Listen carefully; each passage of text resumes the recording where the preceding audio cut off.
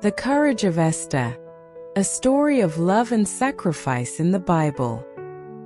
It was a warm spring night when Esther, a young Jewish woman of singular beauty and a restless heart, was brought to the palace of King Ahasuerus. The whispers throughout the streets of Susa spoke of a new queen to be chosen. The king's decree summoned the most beautiful maidens from across the kingdom. Esther, an orphan from childhood, was raised by her cousin Mordecai, who advised her, "Do not reveal your origins or your faith." What he could not foresee was the fate that awaited Esther within those gilded walls.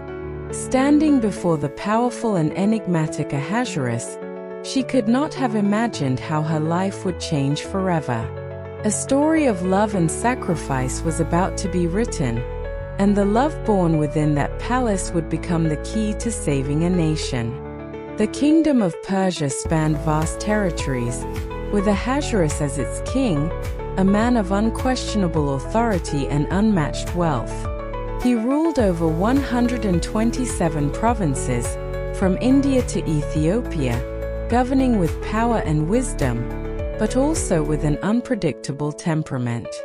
The royal palace in the capital of Susa was a wonder to behold. Its vast halls were adorned with marble, gold, and precious stones, and splendid gardens surrounded the royal residence, where feasts and banquets were often held for the nobility and provincial governors.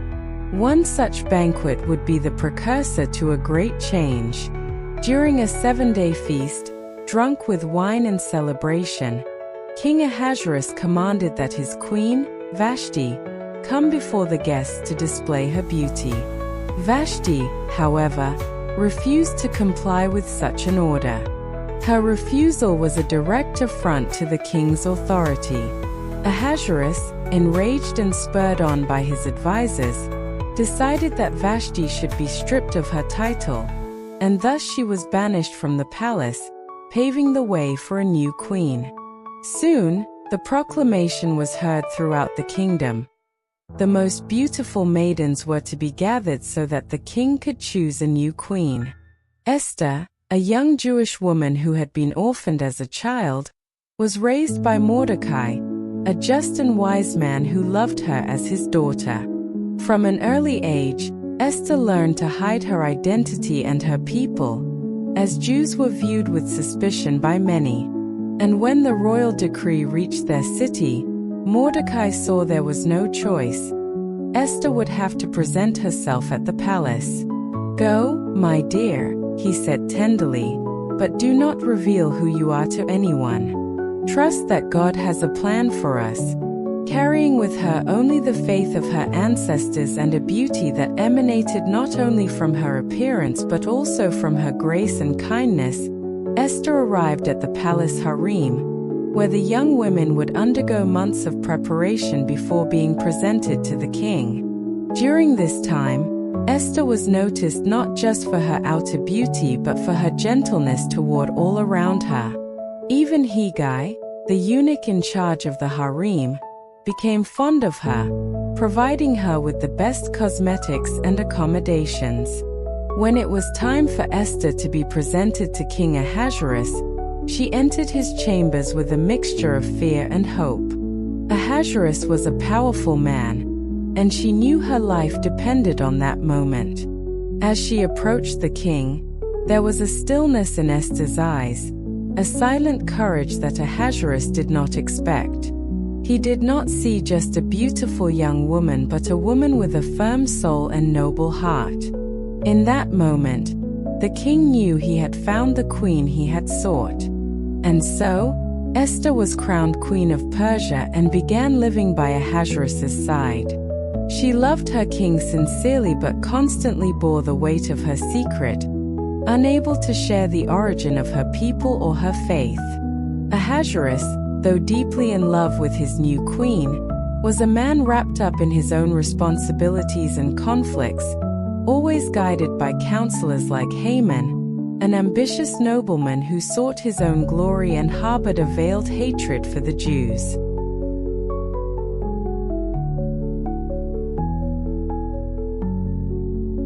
However, There was tenderness in the private moments between Ahasuerus and Esther. The king was captivated by Esther's simple ways, by how she found beauty in small things, like a flower blooming in the royal garden or the sound of fountains bubbling in the quiet of the night. Esther brought lightness to Ahasuerus's heavy heart, and he found himself confiding in her about his fears and anxieties. She, on her part, hid her fear of being discovered and, at the same time, nurtured the hope that their love could protect her people if the truth ever came to light. Mordecai continued to closely watch the situation in the palace and stayed in communication with Esther. On one occasion, he discovered a plot to assassinate the king and immediately alerted Esther, who then informed Ahasuerus. The king ordered an investigation, and the conspirators were arrested. Mordecai's heroic act was recorded in the annals of the kingdom, but no reward was given at the time. However, this event planted the seed for something greater in the future. Meanwhile, Haman, who had risen to the second most powerful position in the kingdom, plotted against the Jews. One day, as he passed through the palace gates, he saw that Mordecai refused to bow before him like everyone else. Consumed by rage and arrogance, Haman swore revenge not only against Mordecai but against all the Jewish people. He convinced the king to issue a decree ordering the destruction of all the Jews in the empire, young and old, women and children, on a set day. Esther received the news with horror and fear. Her heart pounded as she read the decree, and tears streamed down her face. Her people were condemned, and the only person who could intercede for them was herself. However, approaching the king without being summoned meant risking her life. Even as queen, Esther was not permitted to appear before Ahasuerus without an invitation. It was an unbreakable law. Mordecai encouraged her, "Who knows if you have not come to the royal position for such a time as this?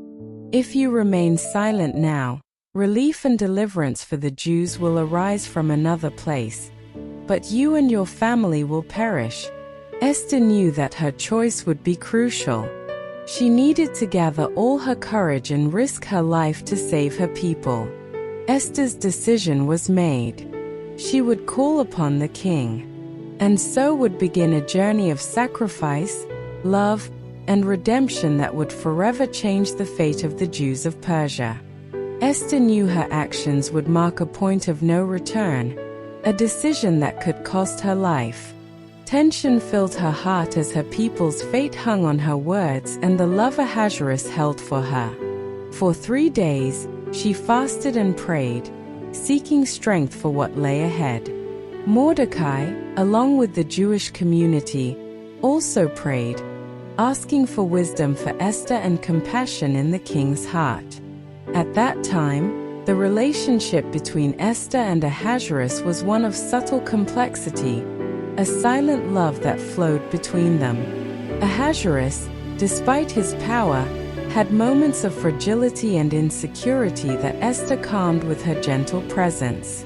She understood that, behind the mask of authority and the golden crown, was a man who feared failing as king, a man who wrestled with difficult decisions, trying to balance the empire he had inherited. Ahasuerus always admired Esther's calm, her ability to see beauty beyond chaos and find hope, a rare quality lacking in the environment of the court. It was as if, in her presence, the world became less dark, and his responsibilities less burdensome. But there was an invisible barrier between them, the secret of Esther's identity, something she knew she would have to reveal if she wished to save her people. She knew she had to trust in the strength of their love to overcome that barrier. On the 3rd day of her fast, Esther rose with determination. She donned her finest royal garments, a deep blue robe embroidered with gold and silver threads, and with courage, walked to the throne room. Every step echoed down the palace corridor. Every heartbeat thundered in her ears. The risk was clear. Appearing before the king uninvited could result in her death. Everything depended on whether the king would extend his golden scepter, a sign of pardon and acceptance. When the doors of the throne room opened, all eyes turned to Esther. Silence filled the air as she, with her head held high, walked toward the king. Ahasuerus, initially surprised, remained motionless upon seeing her. His counselors looked to him, awaiting the sovereign's reaction. Esther took a deep breath, her gaze meeting Ahasuerus's, and in that moment, time seemed to stop. The hall, usually noisy with voices and laughter, suddenly emptied of sound, as if only the two of them existed in that instant. Then, in a gesture that showed the love and trust he had in Esther, the king extended the golden scepter to her. A collective sigh of relief swept through the room. Esther touched the tip of the scepter, and Ahasuerus, intrigued and perhaps a little concerned, asked, "What is your request, Queen Esther?" "Up to half the kingdom will be given to you." Esther, however, did not reveal her request immediately.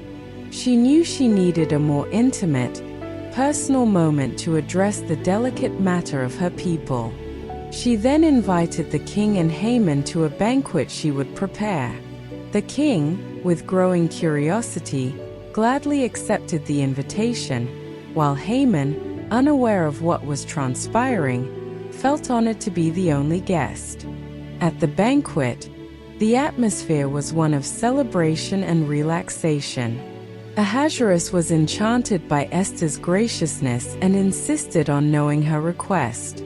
"Tell me, Queen Esther, what is your desire? It will be granted." But even then, Esther hesitated. The moment still did not feel right. She asked that both men return the following day for a second banquet, and then she would make her request. Ahasuerus agreed with enthusiasm, his curiosity even more piqued. Haman left that night elated, feeling special and important, thinking he had the favor of both queen and king. However, as he passed through the palace gates, he saw Mordecai, the Jew who refused to bow to him.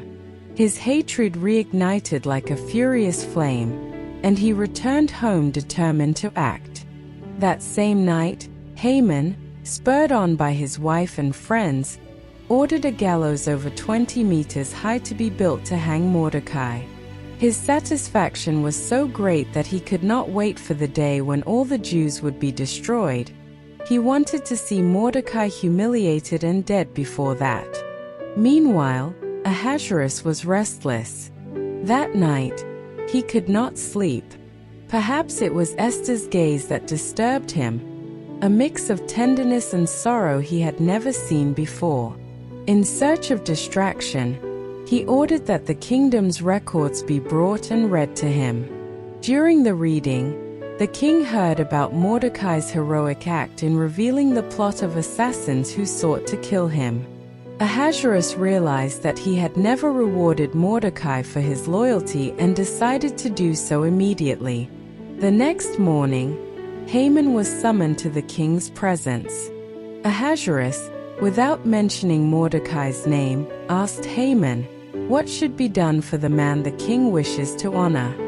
Haman, thinking the king was referring to himself, replied, "Let that man be dressed in the royal garments, placed on the horse the king rides, and led through the city, proclaiming, 'This is what is done for the man whom the king delights to honor.'" Ahasuerus smiled and said, "Do this for Mordecai the Jew, who sits at the king's gate. Do not omit anything you have suggested." Haman turned pale, but he could not disobey. He had to dress Mordecai in royal robes, place him on the horse, and lead him through the streets of Susa, proclaiming his honor. Every word he spoke seemed to tear at his throat, while Mordecai maintained dignity and courage before his greatest enemy.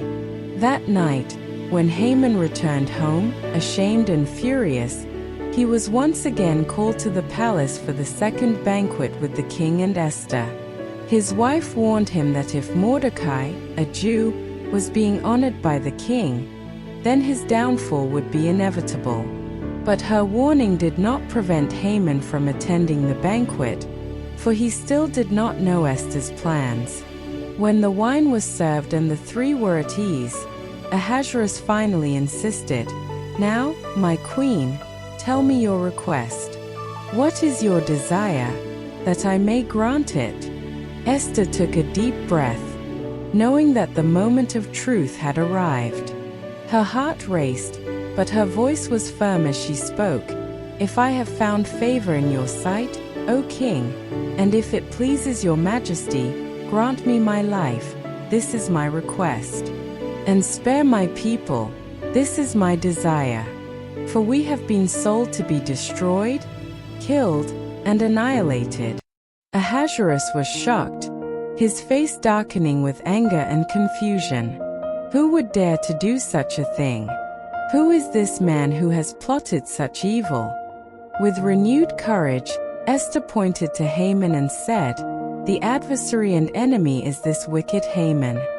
Ahasuerus, in a fit of fury, rose from the table and stormed out to the palace gardens to control his rage.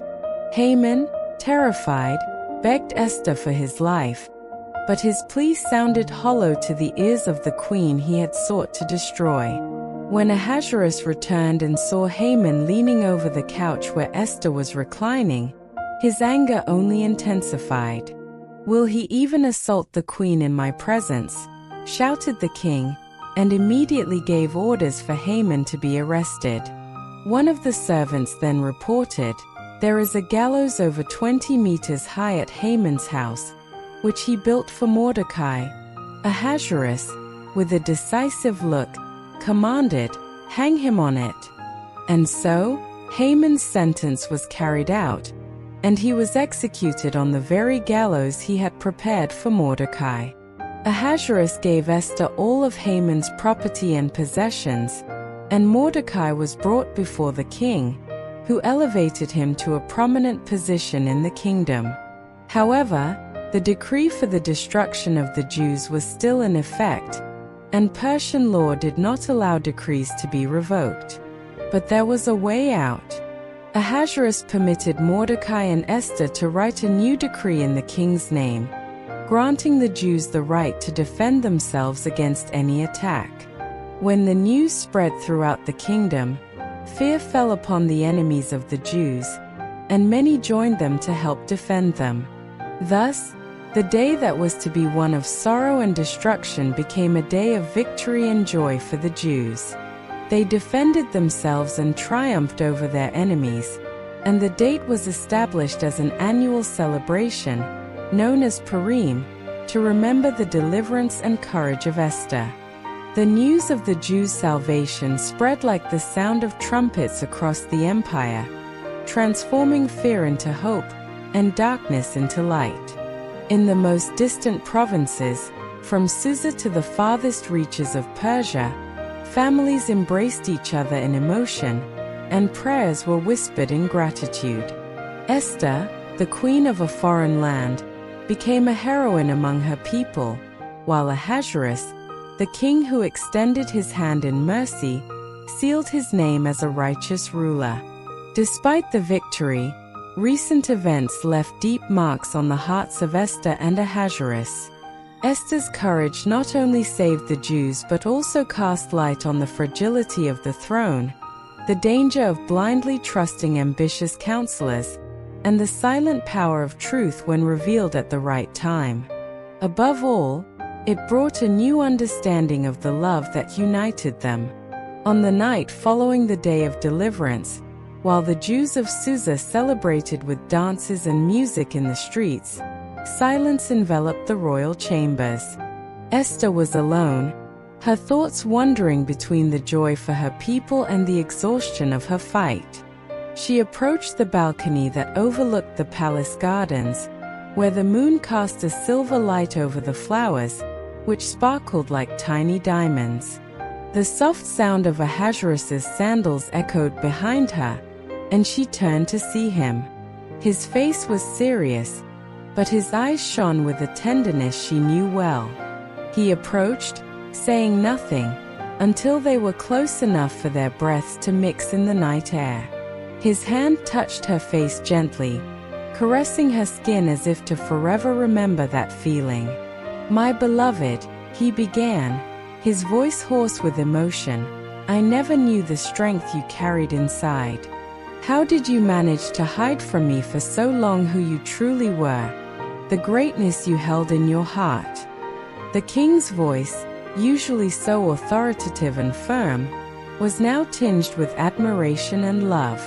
Esther looked at him, her eyes filled with tears, and answered, "It was not easy to hide who I am, my king, but it was necessary. If you had known, would you have loved me the same way? Would you have understood what it meant for me, for us? I was afraid of losing not only your favor but also your love." Ahasuerus felt his heart tighten. Never before had he felt so vulnerable, so exposed as in that moment. He thought of all the trust he had placed in Haman, without perceiving the evil that the man was plotting under his nose, and of how Esther, with her faith and courage, risked her own life to correct that terrible wrong. "You would never have lost my love, Esther," he said softly. "I now know that I was blind, led by those who seemed wise, but I was mistaken. You showed me what it truly means to be strong, and I am a better king because of it." There was a moment of silence when words were not needed. King Ahasuerus, with care, took Esther's hands in his, and they both looked to the horizon, where the moon rose majestically over the palace like a symbol of renewal and hope. "Long ago, when I became king, I thought that power and strength were all I needed to rule," Ahasuerus continued, "but you showed me the power of love, the power of sacrifice." Esther felt that, at that moment, all barriers between them had been broken. There were no more secrets, no more fear. There was only the truth that bound them, a truth stronger than any decree or law.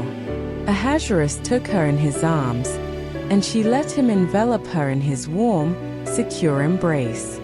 There, in the heart of the garden, they became as one, a queen and a king who, together, faced the darkness to bring light. The next day, the celebration of Purim began. In the streets of Susa, people laughed and danced, eating and drinking in gratitude for the deliverance of God. The Jews shared food with each other, sharing their joy and abundance with the poor and needy. It was a day of rejoicing so great that voices resounded throughout the city, and the echo of laughter and songs reached the palace gates. Ahasuerus and Esther appeared on a balcony, from which they could see the people's festivities. Esther, with tears in her eyes, felt herself part of something greater than herself. The love for her king was real and sincere, but the love for her people, that love that led her to risk her own life, was even deeper.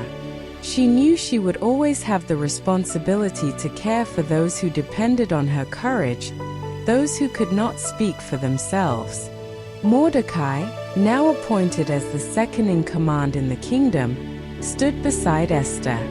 He looked at his cousin, now queen, with a pride he could hardly conceal. She returned his gaze with a smile, and he said, "It was for such a time as this that you were born, Esther. God placed you here for a reason, and that reason has been fulfilled." Esther nodded, knowing her journey of courage and love did not end there. She would continue to be a fair and compassionate queen, a defender of her people, and a support to Ahasuerus. The king, in turn, found in Esther not just a consort but a partner who brought balance and wisdom to his decisions.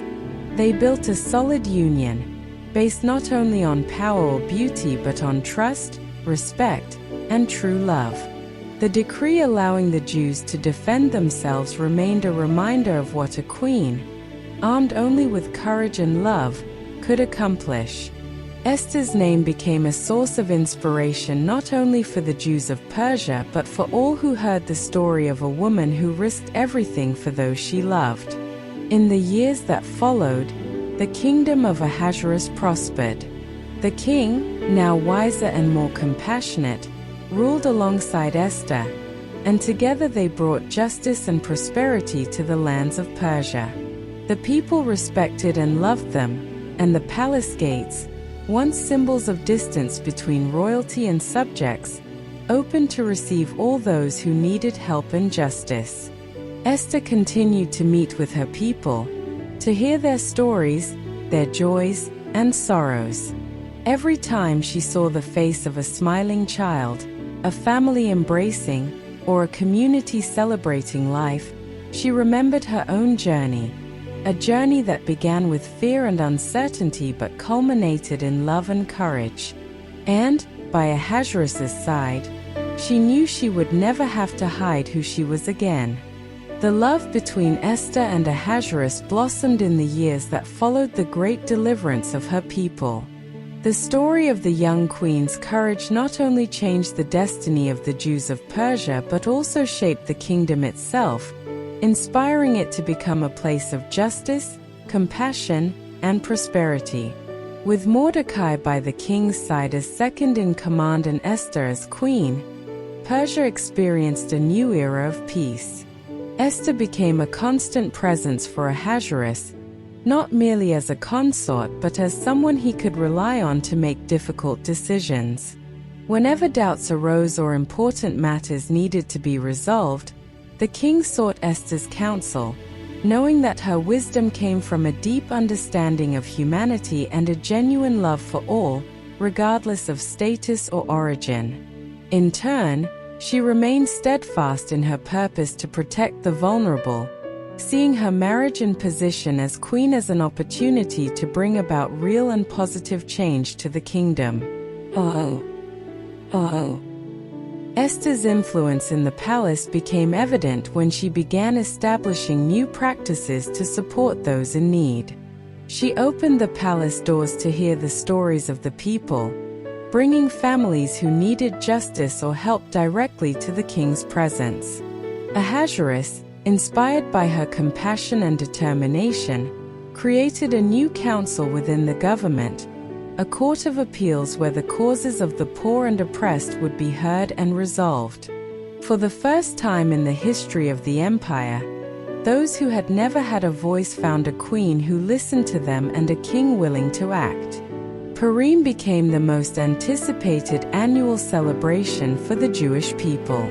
In every home, in every community across Persia, the Jews commemorated the day when the shadow of destruction gave way to the light of salvation. It was a festival of laughter and hope, where the Jews remembered how the courage of a young woman changed the fate of an entire nation. They exchanged gifts, fed the poor, and celebrated with joy, passing down the story of Esther to their children and grandchildren. But Purim also became a celebration for the entire kingdom. Many other subjects of Persia, moved by their respect and admiration for Esther and Mordecai, joined the Jewish people in gratitude and joy. And so, year after year, the festival that marked the deliverance of the Jews transformed into a symbol of unity for all the people of the empire, a reminder that courage and truth would always prevail over evil and injustice. In the years that followed, Ahasuerus and Esther lived a life shared in love and companionship. The king came to see in his queen not only the beauty that had enchanted him from the start, but also the strength and wisdom that set her apart from all other women. He was a powerful man, yes, but Esther had taught him that true power lay in justice and mercy. With her at his side, Ahasuerus became a more just and compassionate king, and Persia prospered as never before. Mordecai continued to serve the kingdom loyally, His relationship with Ahasuerus evolved into a friendship of mutual respect, and his influence was instrumental in maintaining stability at court. Mordecai and Esther maintained a deep bond, and he never ceased to be a wise and loving counselor to his cousin. Often, when the weight of responsibility bore down on Esther's shoulders, Mordecai was there to remind her that God had placed her there for a greater purpose than she could ever imagine. One night, Esther and Mordecai strolled through the palace gardens, a habit they maintained since he had been elevated to his new position. The air was sweet with the fragrance of jasmine flowers, and the stars shone brightly in the dark sky. Mordecai observed his cousin in silence, seeing in her the same strong and courageous young woman he had raised, but now cloaked in the dignity of a queen. He smiled and said, "There is something I never told you, Esther." Esther looked at him, curious. "What is it, cousin?" "From the day you were taken to the palace, I knew something great would happen," Mordecai confessed. "You always had something special, a courage that few possess. Maybe I never said it before, but I am proud of who you have become, of what you have done for all of us." Esther smiled, feeling tears run down her face. "It was you who taught me everything I know. Without your love and wisdom, I would never have found my voice." They embraced under the starry sky, and in that moment, Esther felt that everything she had endured, the fear, the doubts, the pain of facing the truth, had all been worth it.